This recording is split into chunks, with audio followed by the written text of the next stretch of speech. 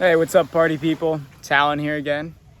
I'm on this swing, just chilling by the beach, and I was thinking about some things, Right now we are in Koh Samui, Thailand.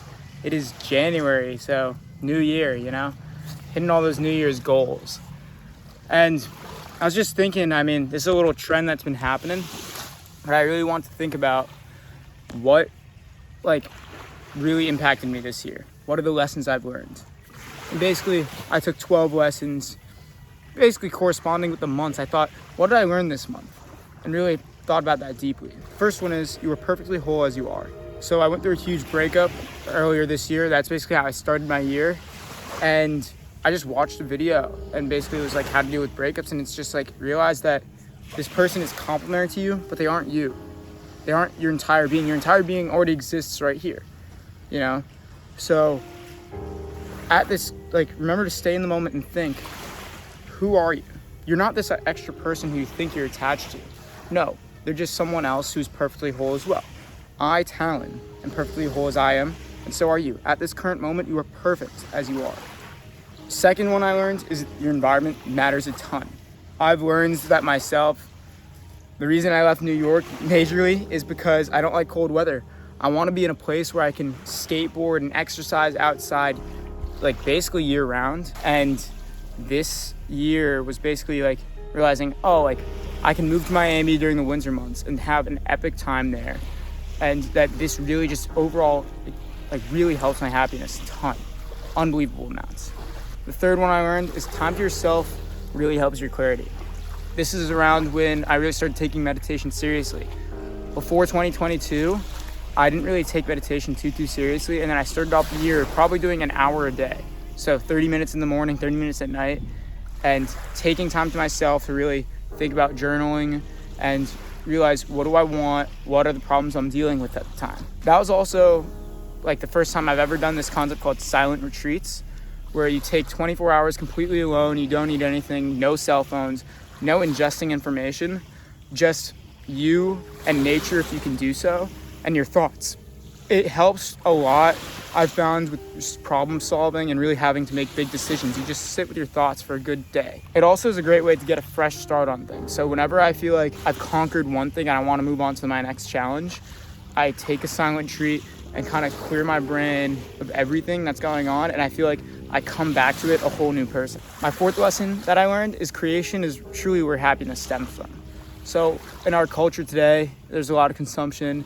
You're probably watching this on YouTube, but creating art, videos, Instagram posts, writing, that's where you're truly the most happiest. It's when you can enter that flow state and really just be there in the moment and basically birth something.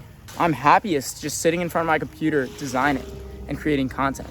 That's really when I am creating these connections that I've made around the world. My fifth one is satisfaction comes from the small things. This is something I realized in May. I did a road trip all the way from Miami to Sarasota and back, and just sitting there listening to podcasts, open road. I'm not sure if you know Alligator Alley in Florida, but it's basically this straight road for miles and miles and miles that goes from the east side of Florida to the west, and that's how you get to Sarasota and whatnot. And it's basically just you and the music going. And I had a phenomenal time. I stopped at this beach called Sanibel Beach, and I was sitting there, just already made home-packed lunch, sitting there on the beach watching the sunset, and I was really satisfied at that moment. Satisfaction truly does come from the small things. The sixth lesson is to take the time to really reconnect with people. Towards the middle of the year, I started to call some old friends. I showed a lot of friends that I thought I ditched in Miami. They came to NYC, and I showed them around New York. My favorite spots to go and just beautiful sights to see. And just take the time to stay in the loop of what your friends are doing, because they'll try to help you and stay in your loop as well. The seventh is that you are worth more than you think you are. All right, never underestimate yourself. I realized through my freelance career around this time that I was underselling myself, that I was worth way more than I was pitching. I realized sales is a skill I really need to work on, and that's what this year is about, really working on my sales skills. Your services are worth more if you're an entrepreneur, freelancer, or even just working a day-to-day job. Truly take time and think, how much is my time worth? in monetary value. It's probably worth more than you think. 8th lesson is just because it makes money doesn't mean it's worth it, you know? I did some work that I wanted just for money because I was saving up to travel at the time. I could have made it more interesting for myself. I could have chosen a better client. I could have chosen better work to do. I didn't necessarily have to do that work just because it was for money. You know, it's okay to say no sometimes.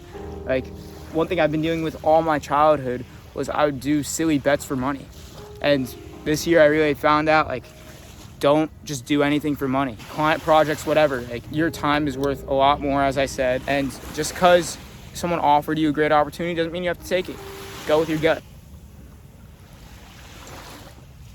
Water is so damn good, all right? That's a bonus lesson for you. Water is amazing. The 9th is, I figured this out right as I started traveling. I was in Portugal and I realized just go with the flow. It's much better than going extremely planned. When I first started traveling last year, I read Ralph Potts' Vagabonding book, and that really opened up my eyes of just like the flow state of travel and just like going out during the day without too much of a plan and just seeing the people you'll meet and letting life take you, because if you set no expectations, everything will seem amazing to you, you know? 10 is life can be simple. This is something I realized when I was in Croatia. A lot of the people there, they just lived a very simple life. They worked their day jobs, they went home to their family, saw only a few select friends. They didn't have a huge network.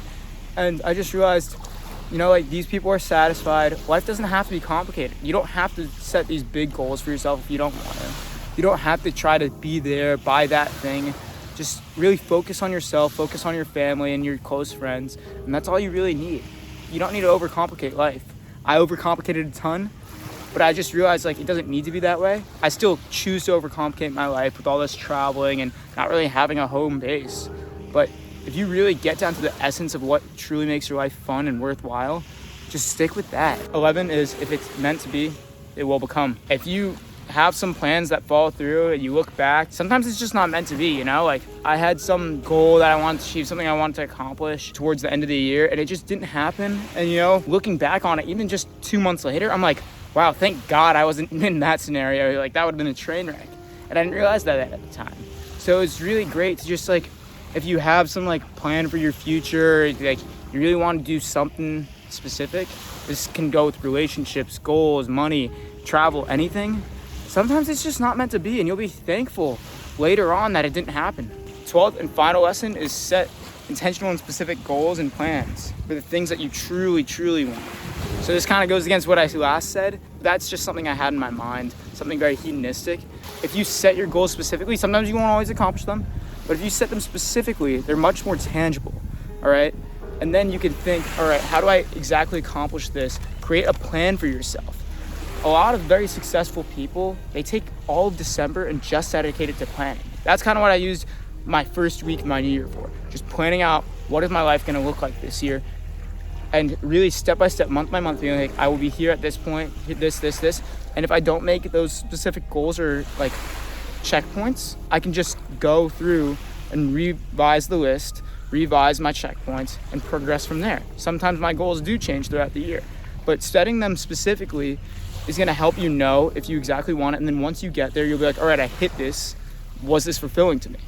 Those are my 12 lessons for the year. I mean, I'm just by the beach thinking thoughts. If you guys do want to chat more about travel, you could hit up one of my pages. I'm at Talon in Color, or hit up my specific travel page at Escape Your Hometown on Instagram. We try to be as active as possible in the DMs.